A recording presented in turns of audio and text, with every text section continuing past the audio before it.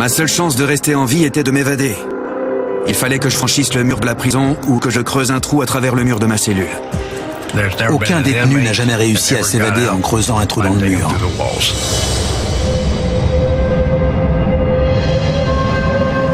J'allais devoir me débrouiller avec les moyens du bord et m'appuyer sur mon expérience dans le bâtiment. Il fallait que je garde mon sang-froid et que je saisisse ma chance. Je n'avais encore jamais vu une telle évasion. C'est extraordinaire. Sors les mains en l'air! J'étais convaincu que John Parsons serait tué dans une fusillade.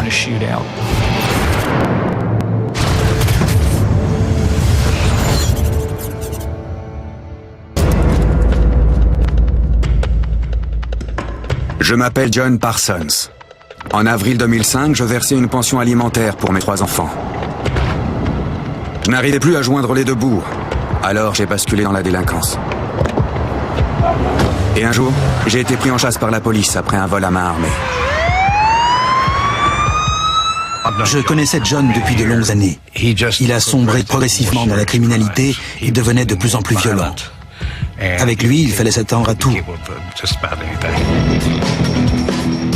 L'agent Cox rentrait chez lui après avoir rendu visite à ses parents. Leurs chemins se sont croisés.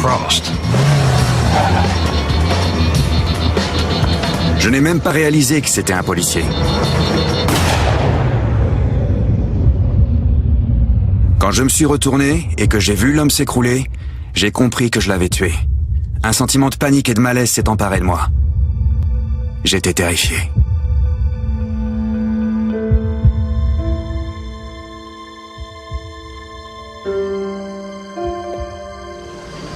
Il n'y a pas de mots pour exprimer le vide que laisse la disparition de Larry Cox. C'était un homme irremplaçable.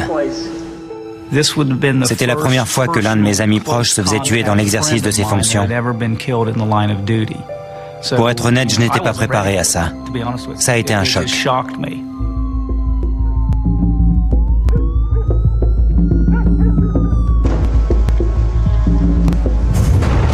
J'ai été arrêté et incarcéré en attendant d'être jugé pour le meurtre de l'agent de police Larry Cox. Videz ses poches. Je savais que je ne m'en tirerais pas. Écarte les jambes. Lorsque vous tuez un policier dans l'exercice de ses fonctions, vous encourez la peine de mort. Je pouvais être condamné à perpétuité, mais j'étais convaincu qu'il me condamnerait à mort. Je n'avais plus rien à perdre. Ma seule chance de rester en vie était de m'évader avant mon procès. Mais ils m'ont mis en cellule d'isolement pour éviter que ça n'arrive. La prison que nous avons construite ici, dans le comté de Ross, est aussi sûre que n'importe quel autre établissement pénitentiaire. Elle est même plus fiable à de nombreux égards. Chaque jour était un combat pour ne pas m'apitoyer sur mon sort et sombrer dans une profonde dépression. Je me disais que la plupart des gens que j'aimais devaient me détester et ils avaient sans doute raison. Mais il fallait que je me concentre sur le moyen de sortir du quartier d'isolement pour planifier mon évasion. Légalement, ils ne pouvaient pas me maintenir à l'écart sans motif valable. Alors, si je me comportais en détenu modèle, c'est l'heure. Ils finiraient par me réintégrer parmi les autres prisonniers. C'est vous le chef? Je pourrais alors projeter mon évasion. John Parsons était très doué pour dissimuler ses intentions. Il usait de sa psychologie pour duper son entourage et donner l'illusion qu'il essayait de rentrer dans le rang. Merci, chef. C'est un moyen efficace de brouiller les pistes et d'éviter les soupçons. Il est resté à l'isolement pendant plusieurs mois sans créer le moindre problème et en restant toujours poli. Alors, le procureur de l'époque a décidé de le réintégrer parmi le reste des détenus. Personnellement, je n'y étais pas vraiment favorable, mais il n'y avait rien qui puisse justifier qu'on le garde à l'écart. Parsons, tu rejoins les autres. Alors, nous l'avons réintégré à la population carcérale. J'avais gardé mon sang-froid et ça avait payé. La nuit, j'étais enfermé dans ma cellule, mais le reste du temps, j'étais plutôt libre de mes mouvements au sein de la prison. J'avais aussi le droit de rejoindre les autres détenus pendant la promenade. Certains jours, quand le temps le permet, les détenus peuvent sortir dans la zone de promenade. Toutefois, pendant ce temps, la consigne voulait que Parsons reste maintenu à l'écart des autres détenus. Il ne restait que 3 ou 4 mois avant la date de mon procès. Il fallait que je planifie sérieusement mon évasion et que je passe à l'action. Je pensais que je pourrais peut-être m'enfuir depuis le toit de la zone de promenade.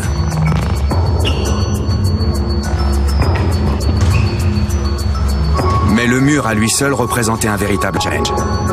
J'estimais qu'il devait faire près de 5 mètres de haut. Il donnait sur l'extérieur, mais il fallait franchir un grillage protégé par 2 rouleaux de fil de rasoir. C'était loin d'être facile, alors j'ai décidé de réfléchir à une alternative.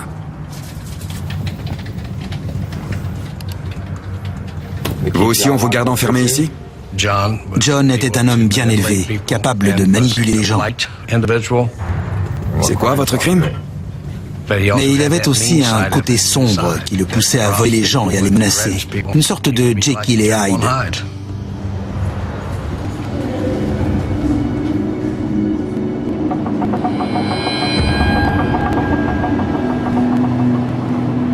Chaque cellule avait une petite fenêtre qui donnait sur l'extérieur.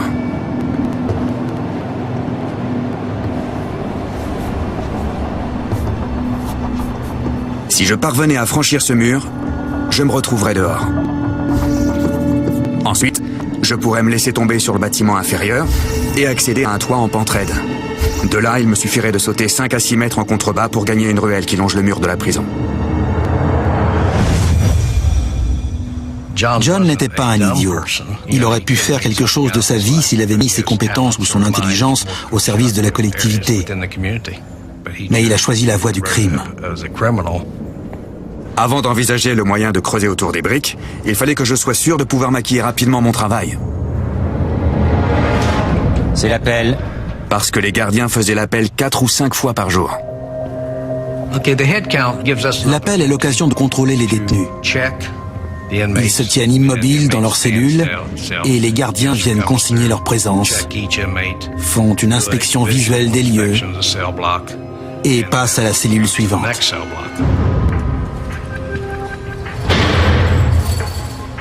Je voulais fabriquer un faux mortier qui aurait l'air authentique. Avant de tomber dans la criminalité, je travaillais dans le bâtiment. J'allais sûrement trouver une solution.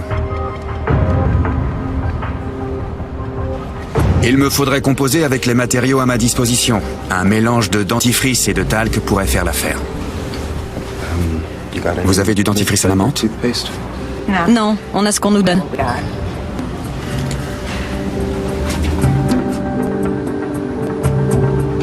Je ne me prends pas pour un génie, mais je sais que je suis plus intelligent que la majorité des détenus de cette prison.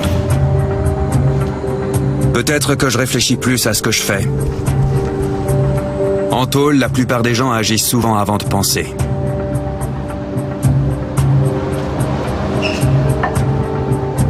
J'ai réussi à trouver la bonne texture. Mais elle ne séchait pas. Et la couleur se voyait. Je ne savais pas quoi faire.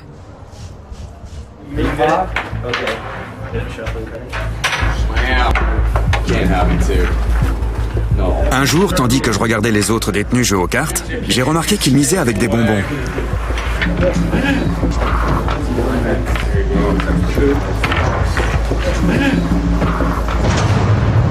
Et j'ai eu une idée.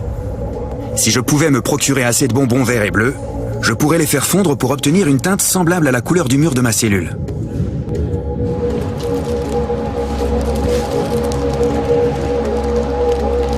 J'ai mis les bonbons et le dentifrice dans un sac plastique que j'ai placé sous l'eau chaude. J'ai pétri le tout pour que le colorant imprègne le dentifrice.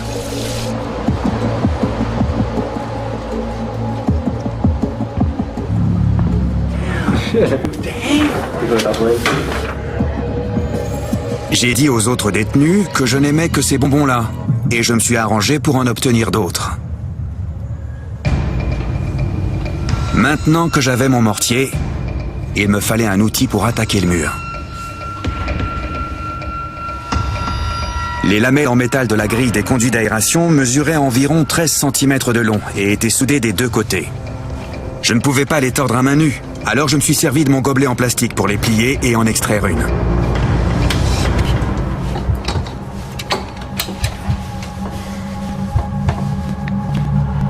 Je pouvais commencer à creuser. J'ignorais combien de temps cela me prendrait. J'espérais seulement avoir terminé avant la date de mon procès. Inspection.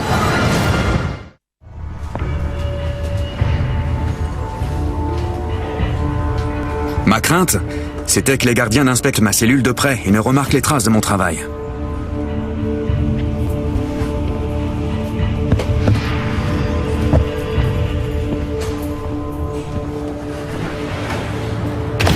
Je ne voulais pas éveiller le moindre soupçon.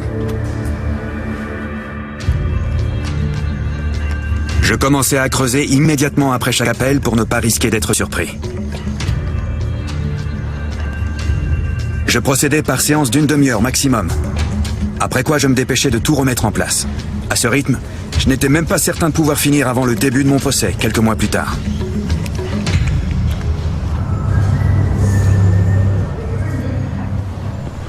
Ma progression était si lente que j'ai décidé de rester dans ma cellule au moment de la promenade pour passer plus de temps à creuser le mur. Tu viens? Je prétextais vouloir me consacrer à mon dossier. Personne ne me posait de questions. J'avais les coudées franches. À l'époque où j'étais shérif, et depuis que la prison existait, aucun détenu ne s'était jamais évadé en creusant un trou dans le mur de sa cellule.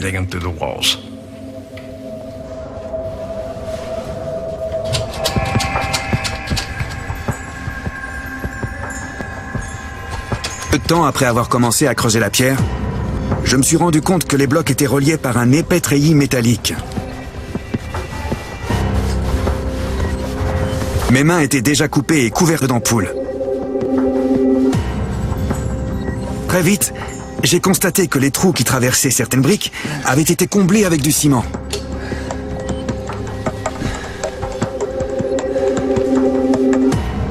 J'ai dû reboucher les contours et m'attaquer à un autre bloc.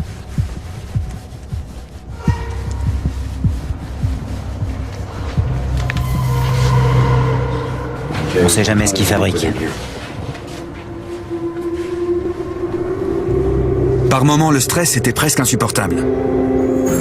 J'allais être condamné à mort ou à passer le restant de mes jours en prison. Si je m'évadais, ce serait pour mener une vie de fugitif.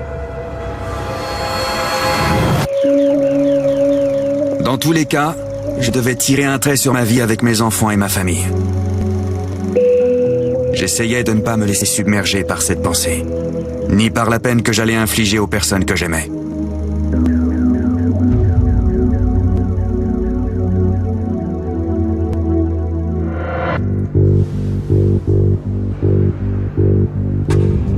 Je m'efforçais de rester concentré sur mon plan d'évasion pour chasser mes remords.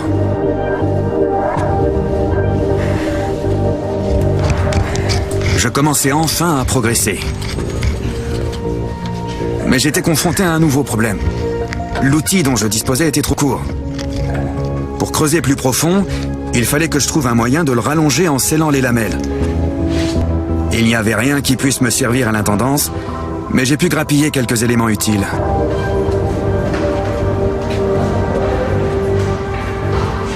C'est là que j'ai jeté un œil aux produits d'entretien. Les poils des balais étaient rattachés aux manches par du fil de fer.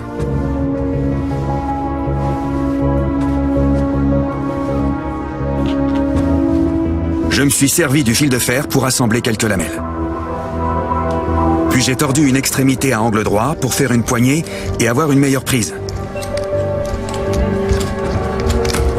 Je disposais à présent d'un outil plus performant et mon travail s'est accéléré. J'ai réalisé qu'il fallait que je remplisse les trous avec quelque chose pour éviter de gaspiller les maigres réserves de ma mixture à base de dentifrice. J'ai donc confectionné des lamelles de mortier à l'aide de papier hygiénique que je laissais sécher après l'avoir humidifié. J'ai passé beaucoup de temps dans la prison, mais on ne m'a jamais rapporté le moindre problème au sujet de John Parsons. D'ailleurs, il semblait vouloir donner un sens spirituel à son existence et voyait l'aumônier régulièrement. Finalement, 1 mois après avoir commencé à creuser, j'ai réussi à décoincer une première brique. J'ai retiré le bloc. Je pouvais distinguer un mur de briques rouges et je savais que derrière ces briques, il y avait la liberté.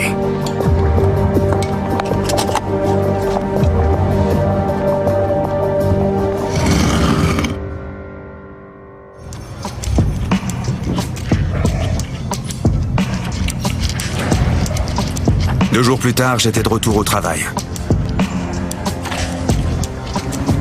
Il y avait un nouveau gardien qui s'appelait Miller. Le genre de type méticuleux et très à cheval sur la propreté des cellules.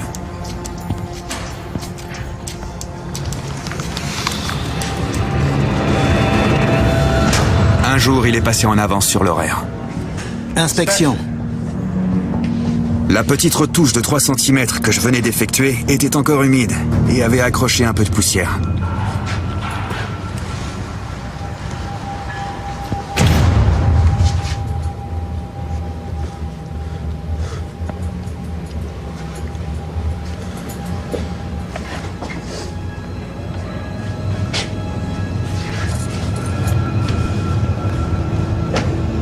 Le gardien l'a remarqué et s'est approché du mur.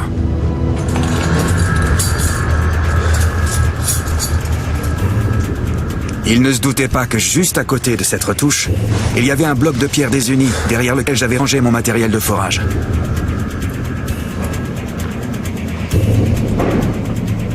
On dirait que quelqu'un a creusé ici. J'en sais rien. J'ai cru que mon cœur allait me crever la poitrine. J'étais proche de l'hyperventilation. Vous devriez peut-être envoyer quelqu'un pour arranger ça. Je veux pas que ça me retombe dessus.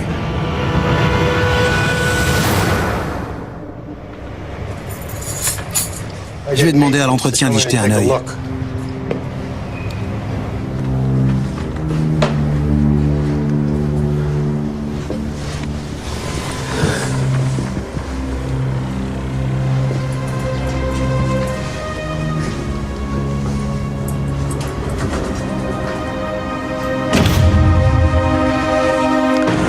C'était un vendredi et je savais que dès le lundi suivant, quelqu'un viendrait examiner ce mur et que je finirais au mitard.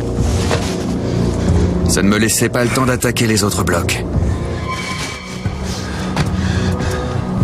J'avais passé des mois à élaborer ce plan et désormais, il me restait 48 heures pour prévoir une toute autre évasion.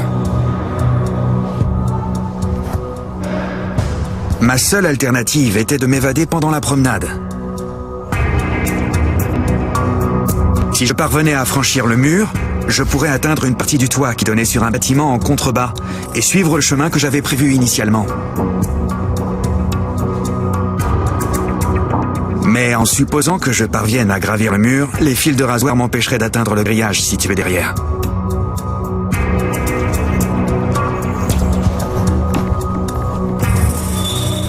Les lamelles métalliques pourraient peut-être me servir. J'en avais une vingtaine cachées dans le mur.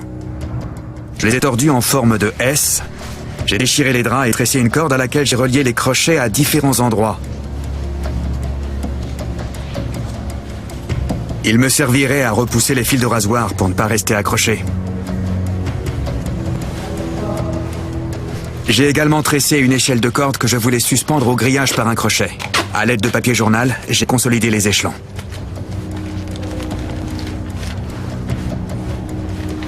Il me fallait une gaule pour hisser l'échelle. J'ai confectionné 4 baguettes de papier roulé qui s'emboîtaient pour former une perche de 4 mètres.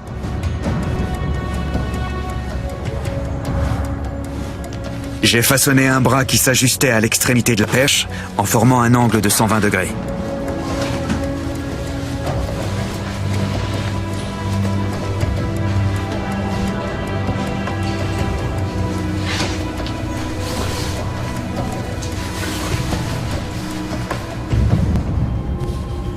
Cette nuit-là, je n'ai pas dormi.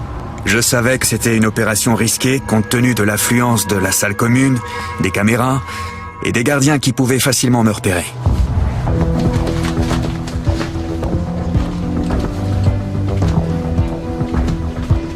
Le samedi matin, j'ai rassemblé mon matériel en attendant l'appel pour la promenade.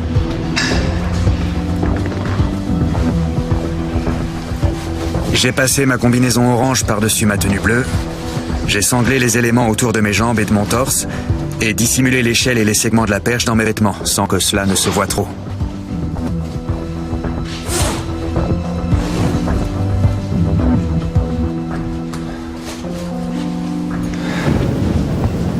Il fallait d'abord passer le bureau de contrôle. J'espérais qu'ils ne modifieraient pas leurs habitudes en improvisant une fouille au corps.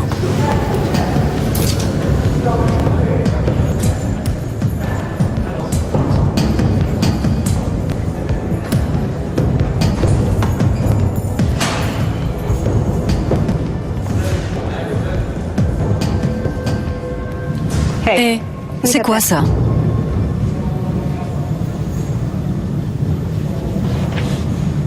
On n'emmène rien dans la cour. Il fallait que je reste calme. C'était mon unique chance. Dès lundi, ils découvriraient ce que j'étais en train de préparer et me renverraient à l'isolement en attendant ma condamnation.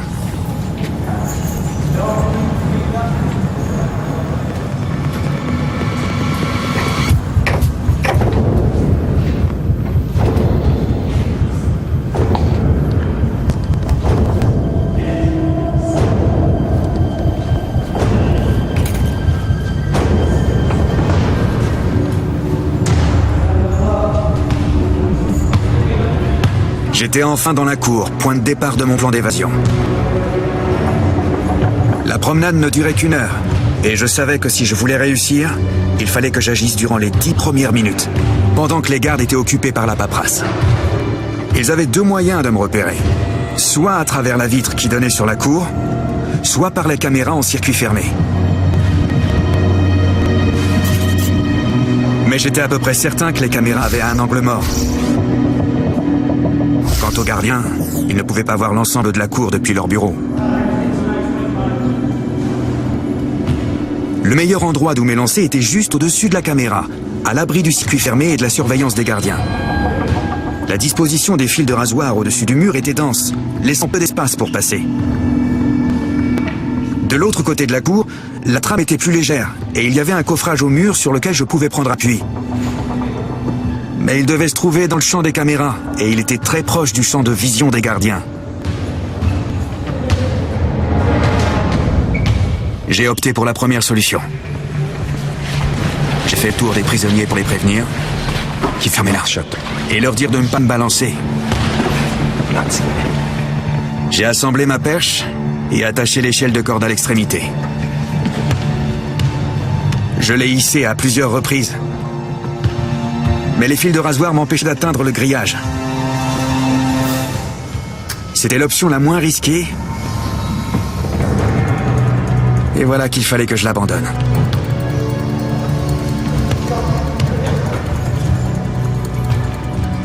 Mon angoisse montait. De l'autre côté de la cour, j'avais de grandes chances d'être repéré par les gardiens, et je me retrouvais en plein dans le champ des caméras.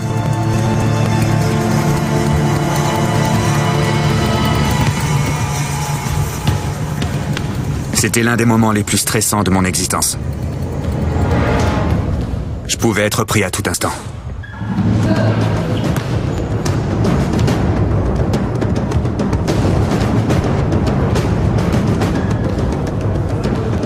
Je me suis positionné devant le coffrage du mur. Il fallait que j'agisse rapidement pour que j'aie le temps de m'enfuir avant que les gardiens ne remarquent ma disparition. J'ai réassemblé ma perche.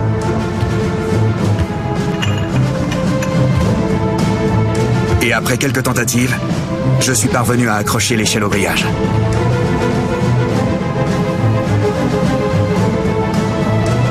J'ai pris appui sur le bâtiment pour me hisser.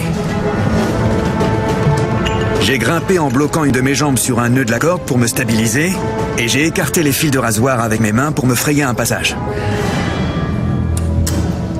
Mais ma combinaison est restée accrochée. J'ai dû m'en défaire et la laisser flotter, comme un étendard.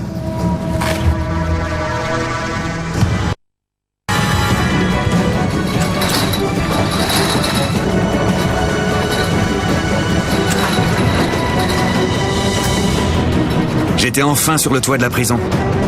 J'avais réussi le plus difficile.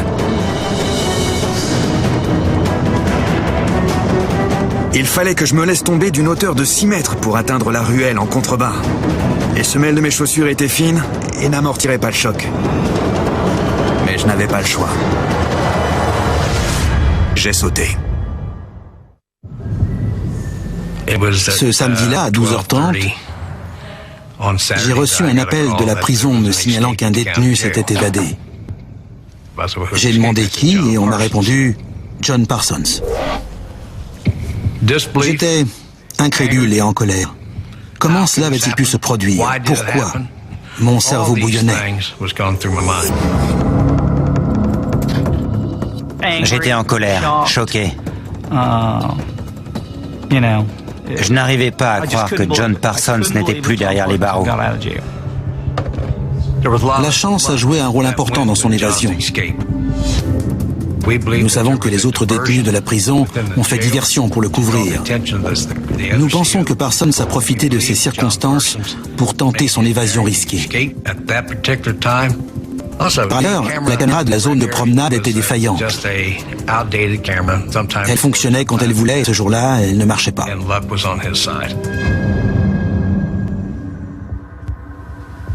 Il avait laissé un mot dans sa cellule qui m'était destiné. Il disait « Au revoir, Ron ». J'imagine qu'il voulait faire de l'humour. Je suppose qu'il voulait être drôle.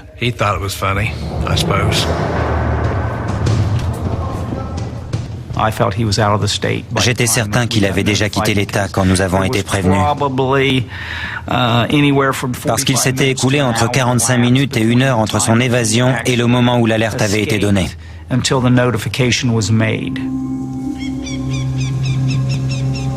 Mon plan était de quitter le pays. Mais la personne qui devait me conduire hors de la ville m'a laissé tomber. Il fallait que je fuie la région au plus vite. J'ai donc volé une bicyclette pour parcourir les 11 kilomètres qui menaient à Francfort, la ville où je vivais avant. Je savais que les flics commenceraient par s'y rendre, mais je n'avais pas le choix, il me fallait de l'aide. Pour ne rien arranger, je m'étais cassé le pied en sautant et je pouvais à peine pédaler. Chaque fois que j'arrivais en bas d'une côte, il fallait que je descende pour pousser mon vélo. J'étais sur le point de me rendre à la scierie de la ville pour charger du bois. J'ai grimpé dans ma camionnette et au détour d'une colline, j'ai vu un type qui poussait son vélo avec un t-shirt blanc noué sur la tête. Il faisait chaud ce jour-là. Mais quand je suis arrivé à sa hauteur, il a détourné la tête. J'ai trouvé ça louche.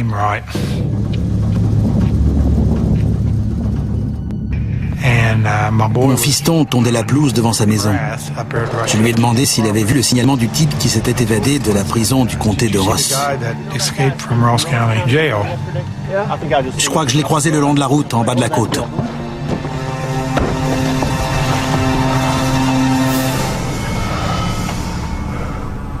Alors nous sommes restés là quelques minutes. Le voilà, là-bas. Et nous l'avons vu sortir du virage. C'est lui, aucun doute, c'est lui. Et brusquement, il a levé la tête et quand il a vu que nous le regardions, il a fait demi-tour. Mon fils s'est lancé à sa poursuite jusqu'à l'endroit où il est entré dans les bois.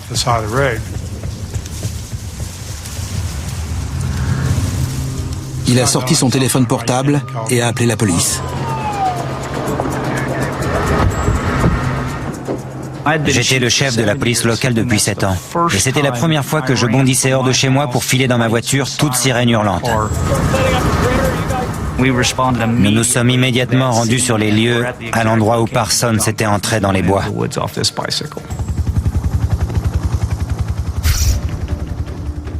Nous avons pu encercler le périmètre car il était délimité par les routes qui bordaient la forêt. Nous avons littéralement bouclé un périmètre de 5 km de long. C'était sans doute un des terrains les plus accidentés du comté. Mais nous pensions avoir de bonnes chances de le prendre. J'avais une longueur d'avance sur eux, mais j'ai vite entendu les aboiements et le bourdonnement des hélicos. Je m'efforçais de progresser aussi vite que possible, tout en zigzagant et en revenant sur mes pas pour désorienter les chiens. Nous avons quadrillé la zone et organisé une battue à travers les bois en inspectant chaque pouce de terrain à la recherche de John Parsons. J'avais le sentiment que Parsons ne serait pas pris vivant. J'étais convaincu qu'il serait tué dans une fusillade.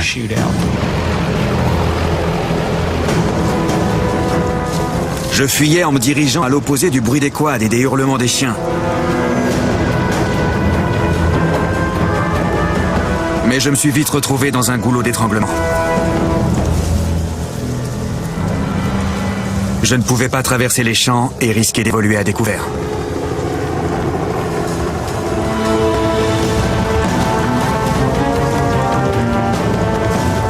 Alors j'ai couru vers la route 28 en espérant que je pourrais la traverser. Nos agents étaient postés environ tous les 30 mètres et gardaient le contact visuel. S'il sortait à découvert, nous étions sûrs de le repérer. Un avion et au moins 2 hélicoptères survolaient les lieux.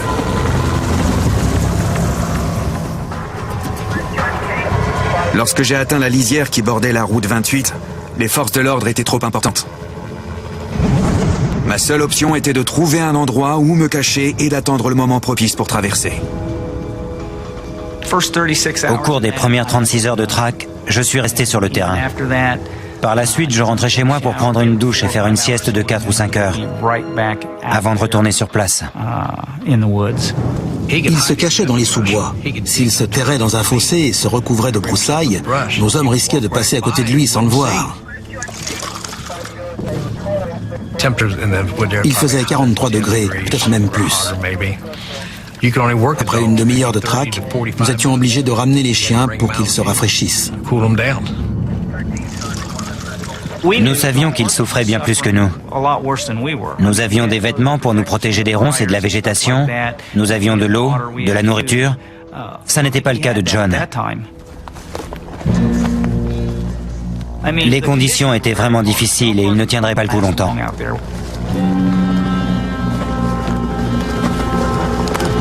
Je n'avais rien bu depuis mon évasion. Il fallait que je sorte de ma cachette pour trouver de l'eau. J'étais si faible que j'avais du mal à réfléchir.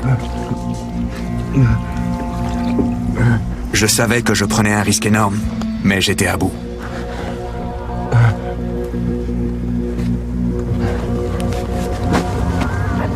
Cette nuit-là, un peu après minuit, j'ai suivi la lisière des bois pour trouver une ouverture entre les voitures de police et traverser la route 28. J'ai évalué à 45 secondes le temps qui s'écoulait entre chaque rotation des hélicoptères et le passage de l'avion.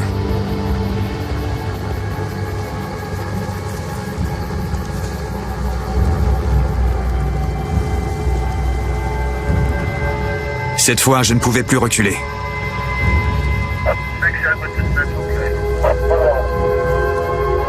Quand il m'a semblé que tout était calme et que la voie était libre, j'ai bondi de ma cachette. Je n'en revenais pas. J'avais traversé la route sans me faire repérer.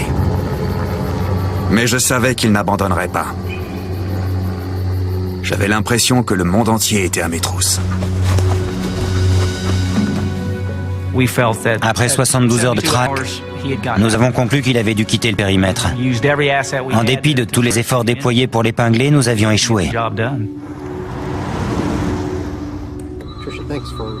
Le seul endroit où il pouvait se rendre, c'était auprès de sa famille.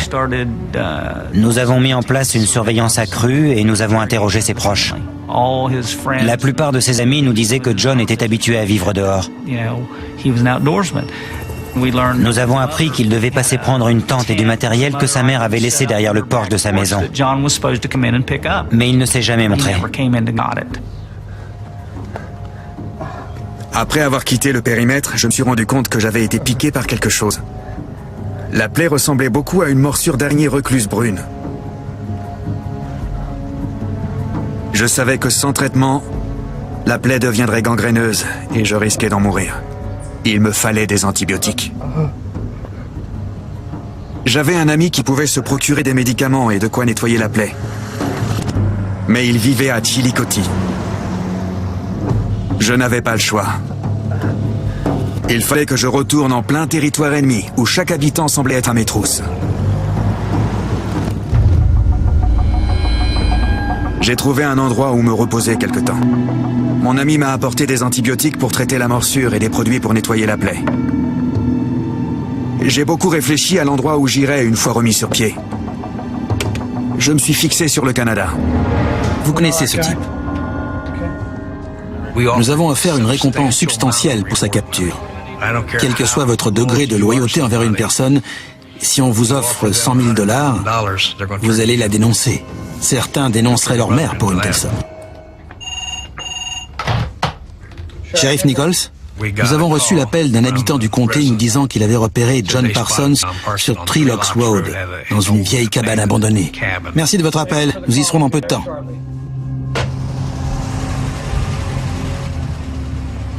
Nous avons immédiatement dépêché des policiers sur place.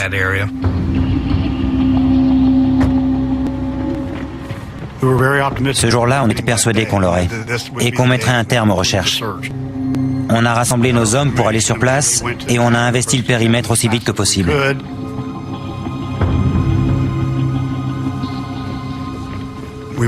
On voulait vraiment l'épingler. Je sentais monter l'adrénaline.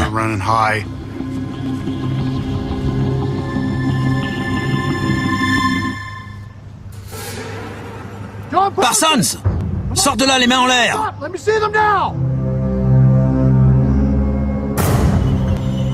On a décidé de fouiller la cabane.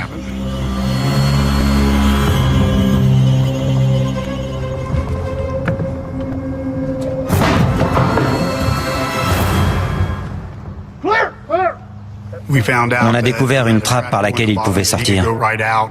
Et il avait réussi à s'enfuir avant qu'on ait donné l'assaut.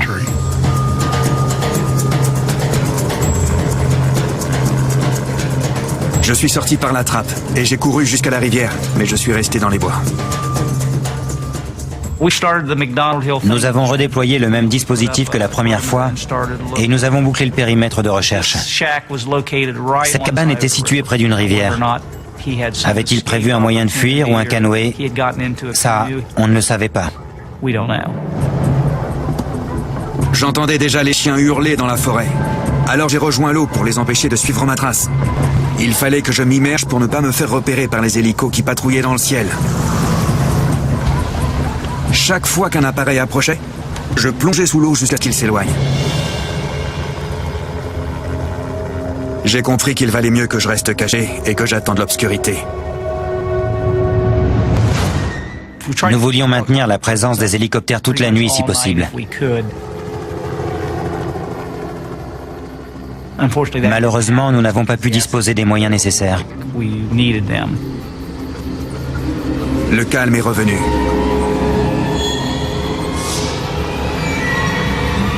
J'ai tenté ma chance et j'ai couru.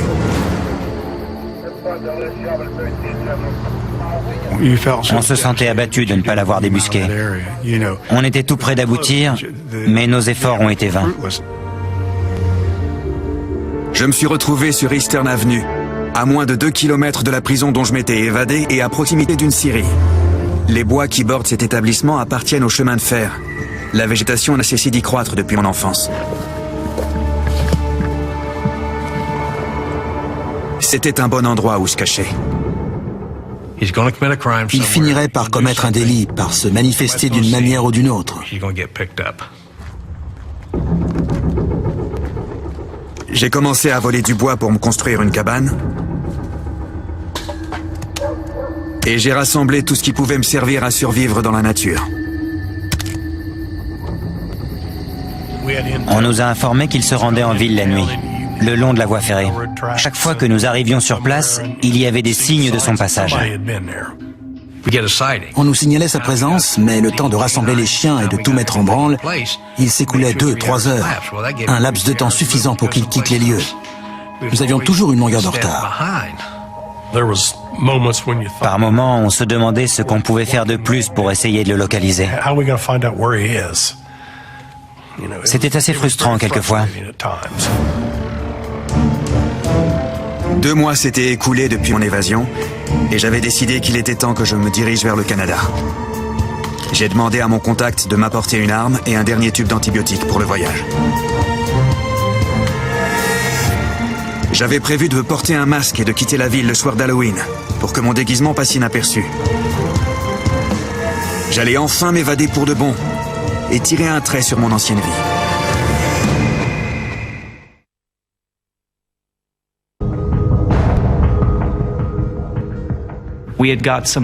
Nous avons été informés que quelqu'un avait construit un petit cabanon dans les parages de la scierie d'Eastern Avenue.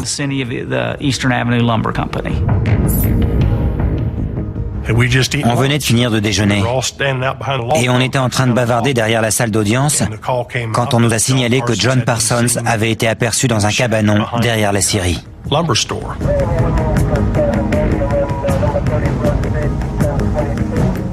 On a pris la nouvelle au sérieux et on était prêts.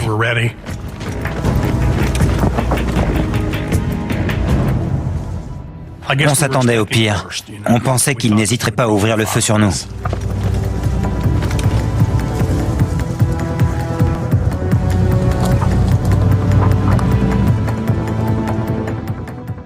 Il avait déjà tué un policier. Qu'est-ce qui l'empêcherait d'en tuer un ou deux autres?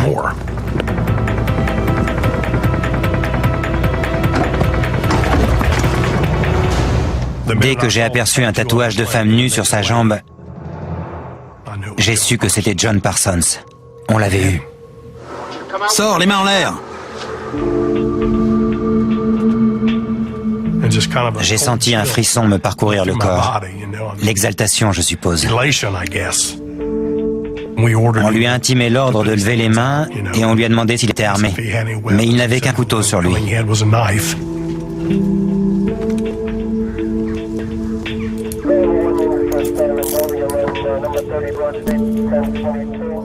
Il n'a pas opposé de résistance. Et une fois sorti de la cabane, il avait presque l'air apaisé, comme soulagé que tout cela prenne fin.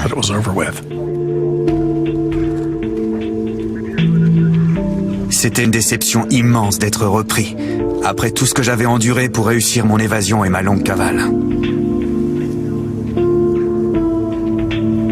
J'avais le sentiment que tout était fini pour moi.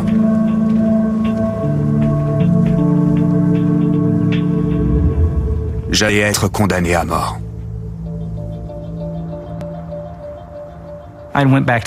J'avais récupéré les menottes de Larry auprès de sa famille. Salut John.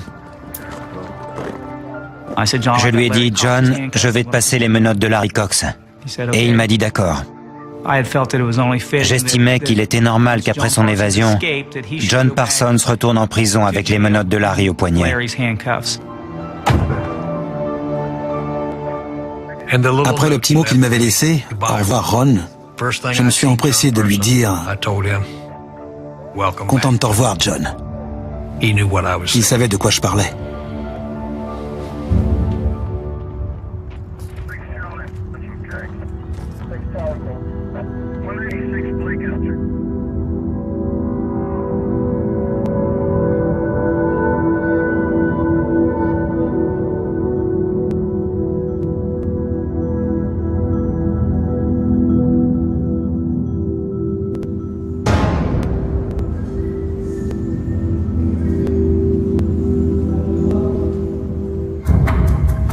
John Parsons s'évadera de nouveau.